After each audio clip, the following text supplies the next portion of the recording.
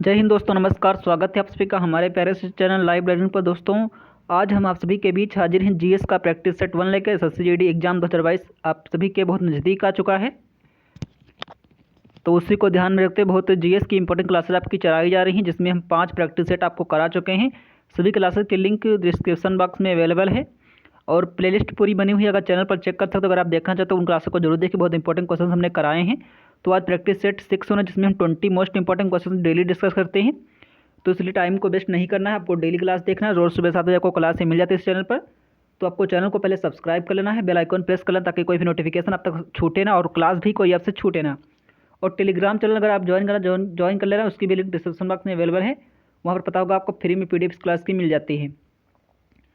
तो चलिए दोस्तों, शुरू करते हैं टाइम न वेस्ट करते हुए। क्लास पूरी आपकी, तो क्लास आपकी शुरू हो चुकी है। क्लास का पहला क्वेश्चन आपके स्क्रीन पर है।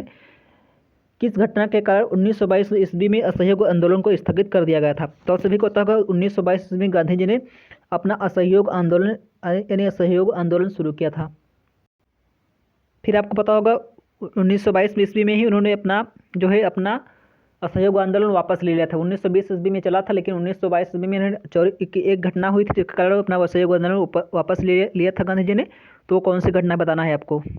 तो आप लोगों को सही जवाब कमेंट बॉक्स में लिखना है। फटाफट रोज क्लास देखना है। क्लास को आप लाइक कर सकते हो, डेली क्लास को लाइक करिए, शेयर करिए, ताकि कोई भी क्लास आपसे यानी कि अगर आप चाहते हो डेली क्लास मिले, तो आपको डेली क्लास के लिए लाइक शेयर करना होगा और चैनल को सब्सक्राइब जरूर करना होगा। तो वो चौरी चौरा कांड थी 1922 ईस्वी में हुआ था, और इस घटना के कारण गांधी जी ने असहयोग आंदोलन वापस ले लिया, क्योंकि इसमें घोषणा हुई थी यानी हिंसा हुई। तो गांधी जी हिंसा के कट्टर विरोधी थे और अहिंसा के पुजारी थे, ये बात आपको पता होनी चाहिए।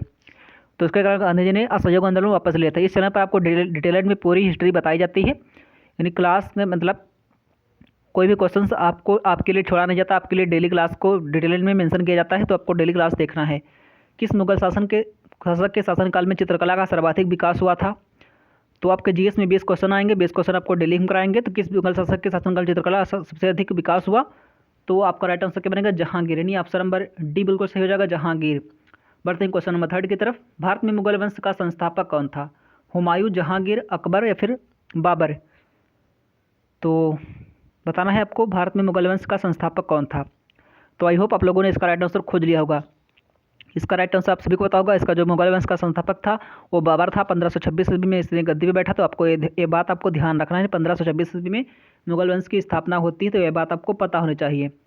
क्वेश्चन नंबर 4 है। पृथ्वी को कितने टाइम जोन में बांटा गया है? 20, 28, 36 या 24?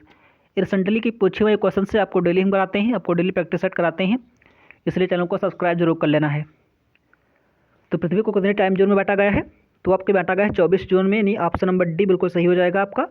इस क्लास की PDF आपको बिल्कुल इसी तरह की टिक लगे हुए PDF आपको मिल जाती है, इसलिए टेलीग्राम से PDF जरूर डाउनलोड किया करिए, क्योंकि अगर आप PDF नहीं डाउनलोड करोगे तो आपको क्वेश्चन बाद में समझ नहीं आएगा, क्योंकि रिवाइज जरूर करना है। एक बार क्लास देखना, फिर आपको PDF से जरूर पढ़ना है। पृथ्वी पर दिन रात होने का कारण है? यहाँ पर आप हिस्ट्री, पॉलिटी, इकोनॉमी, जीएस यानी जीके जीएस के जितने भी टॉपिक्स होते हैं उन सभी टॉपिक्स से हम क्वेश्चन छाट कर लाते हैं, आपको डेली कराते हैं। तो पृथ्वी का पर दिन रात होने का कारण क्या है? तो आप सभी को पता होगा, पृथ्वी का अपने अक्ष पर घूर्णन जो होता है, उससे के कारण पृथ्वी पर दिन और रात होते हैं। ऑप्शन नंबर ए बिल्कुल सही हो जाएगा। क्वेश्चन नंबर हमारा आज का जो है 6 है। द्वीपों सहित भारत की तट रेखा की लंबाई कितनी है? अगर द्वीपों को मिला लीजिए, द्वीपों मतलब अंडमान निकोबार हो गया, लक्षद्वीप हो गया, तो उनको भी मिला लिया जाए तो भारत की तटीय रेखा की लंबाई कितनी? ऐसे कितनी बताना है? ऐसे जो है यानी बिना द्वीपों को मिलाए तो 100 किलोमीटर बता देना है आपको। लेकिन जैसे द्वीपों को मिला लिया जाता है, इसमें द्वीपों को भी इंक्लूड कर लिया जाता है, तो इसमें जो है भारत की तटीय रेखा की लंबाई बन जाती है 7516.5 किलोमीटर। तो ये बात आपको ध्यान रखना है। ऑप्शन नंबर सी, एक बार PDF जरूर देख लेना है। क्वेश्चन नंबर 7 आपका है। भारत की नागरिकता किस प्रकार प्राप्त की जा सकती है? अगर आप विदेशी हैं, भारत की नागरिकता लेना चाहते हैं, तो आप किस प्रकार से भारत की नागरिकता प्राप्त कर सकते हो? 4 ऑप्शंस आपके सामने है, आपको ऑप्शंस एलिमिनेट करना है, छांटना है, चूज करना है। जन्म से, वंशानुक्रम से, देशीयकरण से, फिर यह सभी से? तो उम्मीद है आप सभी लोगों ने इसका राइट आंसर खोज लिया होगा। राइट आंसर आपको चैट बॉक्स में जरूर लिखना है आपको। तो देखिए, जन्म से भी आपको भारत की नागरिकता मिल सकती है, वंशानुक्रम से भी मिल सकती है, और देशीयकरण से भी आपको नेशनलिटी से भी आपको जो है भारत की नागरिकता मिल सकती है। तो यहाँ पर एक पॉइंट निकल कर आता है, यानी ये सभी हो जाएगा। नहीं, आप यहाँ पर जितने भी ऑप्शन आपको दिए गए हैं, ये सभी से आपको भारतीय नागरिकता मिल सकती है। क्वेश्चन नंबर 8 है हमारा। निम्नलिखित में से कौन सा विषय संघ सूची के अंतर्गत समाविष्ट, संघ सूची के अंतर्गत कौन सा विषय आता है? तो आप सभी को बताओ 3 सूची, संघ सूची, राज्य सूची और केंद्र सूची। तो कौन सा विषय संघ सूची के अंतर्गत आता है तो बताना है आपको। जनगणना, भू आगम, पुलिस या फिर लोक स्वास्थ्य और सफाई का प्रबंध। तो आप सभी को पता होगा जनगणना जो है आपका संघ सूची का विषय है, ना कि आपका राज्य सूची का विषय है। तो ये बात को आपको नोट करके लिखना है, जनगणना जो है संघ सूची का विषय। कई बार एग्जाम में पूछा हुआ क्वेश्चन, SSCD के एग्जाम में भी पूछा गया क्वेश्चन है। तो आपको हम ऐसे ही नहीं बेवकूफ़ बनाते, आपको डेली अच्छे से क्वेश्चन ढूंढ कर लाते हैं। क्वेश्चन नंबर 9 थे, पंचवर्षीय योजना का प्रथम पंचवर्षीय योजना का मुख्य बल किस क्षेत्र पर था? पंचवर्षीय योजना का प्रथम, जबकि प्रथम पंचवर्षीय योजना थी 1951 से शुरू हुई। तो बताना है उसको जो उसमें जो आपका एम था किस और किस लक्ष्य पर ज़्यादा ध्यान दिया गया? उद्योग पर, कृषि पर, पर्यटन पर, गरीबी हटाओ पर। तो यहाँ पर आपका राइट आंसर क्या सही होगा? बिल्कुल सिंपल सा क्वेश्चन से लॉजिक लगाना है और उत्तर दे देना है। तो प्रथम पंचवर्षीय योजना का मुख्य बल किस क्षेत्र पर दिया गया? तो कृषि पर दिया था, यानी एग्रीकल्चर पर बढ़ा दे, क्योंकि भारत में जब आज़ाद हुआ तो उसमें भारत में भूखमरी फैली थी। तो वहाँ सरकार ने चाहा कि फिर पहले हम कृषि पर ध्यान देंगे, फिर उद्योग। दूसरी पंचवर्षीय योजना पूछी है तो उसमें उद्योग धंधे पर ध्यान दिया गया, और तीसरी पूछी है तो कृषि और उद्योग तीसरी में दिया गया ध्यान। इन दोनों पे चीज़ों पर ध्यान दिया गया, कृषि और उद्योग पर, तीसरी पंचवर्षीय योजना में।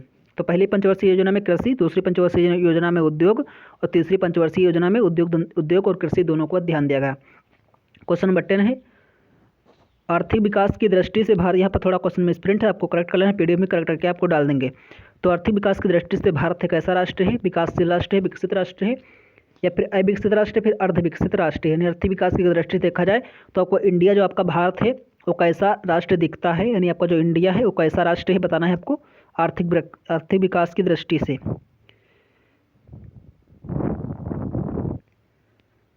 तो उम्मीद है आप लोगों ने इसका राइट आंसर खोज लिया होगा। इसका राइट आंसर क्या बनेगा? तो इसका राइट आंसर क्या बनेगा? विकासशील राष्ट्र, क्योंकि अभी भारत विकास नहीं कर पाया पूरा, अभी विकास की राह पर चल रहा है। भारत को भी विकासशील ही राष्ट्र कहेंगे, तो ये बात आपको ध्यान रखना है, विकासशील राष्ट्र है, ना कि विकसित राष्ट्र। तो जैसे अमेरिका होगा, इंग्लैंड होगा, रूस हो गए, उन्हें कहते हैं विकसित राष्ट्र। लेकिन जैसे भारत को चले, भारत, बांग्लादेश, श्रीलंका, ये सभी विकासशील राष्ट्र हैं। एशिया के लगभग ज़्यादातर देश, चाइना को छोड़कर सभी देश जो हैं विकासशील राष्ट्र हैं। तो ये बात आपको ध्यान रखना है। क्वेश्चन नंबर आज का हमारा 11 क्या कह रहा है? 11 क्वेश्चन आपकी स्क्रीन पर आ चुका है। निम्नलिखित में से कौन सी संस्था शेयर बाजारों का नियंत्रण करती है? तो आपने बहुत सुना होगा शेयर मार्केट। तो शेयर मार्केट का जो नियंत्रण, कंट्रोल कौन करता बताना है आपको। सेबी, RBI, या फिर UTI, फिर वित्त मंत्रालय, या फिर फाइनेंस मिनिस्ट्री मतलब वित्त मंत्रालय, या फिर RBI मतलब रिजर्व बैंक ऑफ इंडिया। तो कौन करता है? सेबी नहीं, SEBI जो सेबी आपका होता है, यही जो है भारत में शेयर बाजारों का नियंत्रण करता है। तो ये बात आपको ध्यान रखना है। ऑप्शन नंबर ए बिल्कुल सही हो जाएगा, सेबी, SEBI, सेबी इसका। क्वेश्चन नंबर 12 है, ऑस्कर पुरस्कार जीतने वाली प्रथम भारतीय महिला कौन थी? भानु अथैया, जयंती पटनायक, उर्सुल पकुट्टी, फिर कमलजीत संधू। आपके एग्जाम में GK, GS, history, economy, science, इन सभी टॉपिक से क्वेश्चन पूछे जाएंगे। तो हम आपको एक भी पॉइंट्स आपको छोड़ नहीं रही, आपको डेली प्रैक्टिस सेट करना है। 15 से 20 मिनट का प्रैक्टिस सेट होता है, आपको डेली ये प्रैक्टिस सेट जरूर करना है, अगर आपको तैयारी को अच्छे से धार देना है। तो ऑस्कर पुरस्कार जीतने वाली प्रथम भारतीय महिला कौन थी? तो भानु अथैया थी, आपको ध्यान होगा। Option number A. Question number 13 है, कौन सी प्रतियोगिता राष्ट्रीय फुटबॉल प्रतियोगिता से संबंधित है?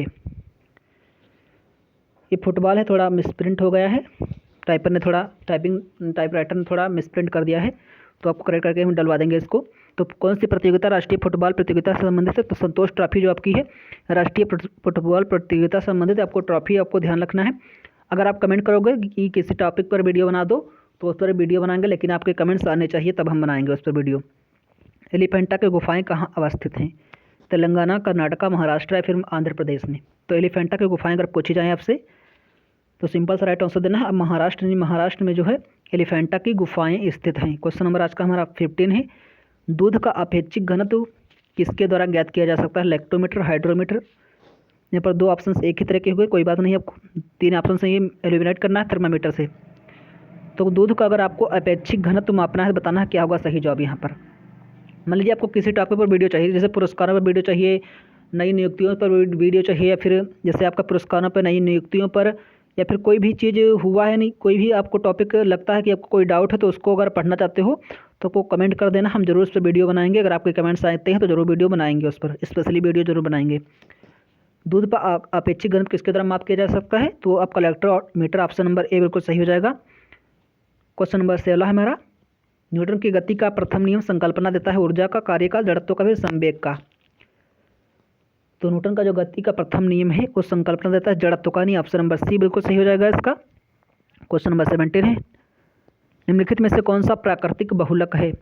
सेलुलोज, बैकेलाइट, पीबीसी, फिर पीबीसी है या फिर नाइलॉन? तो प्राकृतिक बहुलक बताना है आपको। प्राकृतिक बहुलक में हो जाएगा ऑप्शन नंबर ए, सेलुलोज जो है प्राकृतिक बहुलक है।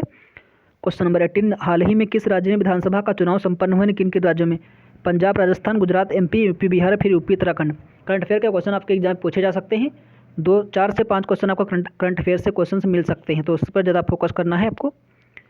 हाल ही में गुजरात में हाल ही में जो आपके चुनाव संपन्न हुए थे, यानी 4 से 5 महीने पहले, तो उनसे भी क्वेश्चन बन सकते हैं, क्योंकि पिछले बार जीडी में देखा गया था 1 साल पहले से पुराने से क्वेश्चन पूछ रहा था, तो उसको भी आपको थोड़ा सा भी इग्नोर करके नहीं चलना है, आपको ध्यान से पढ़ लेना है सारी चीज़ों को। पंजाब में भी हुए थे लेकिन राजस्थान में नहीं, तो राजस्थान में क्योंकि 23 में होंगे, 23 में राजस्थान में होंगे, लेकिन अभी नहीं हुए हैं। गुजरात में भी अभी होने वाली है, और एमपी में 23 में होंगे, और यूपी में हुए थे लेकिन बिहार में नहीं हुए थे, यूपी में हुए थे, उत्तराखंड में नहीं। ऑप्शन नंबर डी बिल्कुल सही हो जाएगा। यूपी और उत्तराखंड में हाल ही में विधानसभा का चुनाव संपन्न हुए थे। यूपी के मुख्यमंत्री हैं सीएम योगी आदित्यनाथ, और उत्तराखंड के मुख्यमंत्री हैं पुष्कर सिंह धामी। ये भी आपको लिख लेना है अगर आपको नहीं आता है।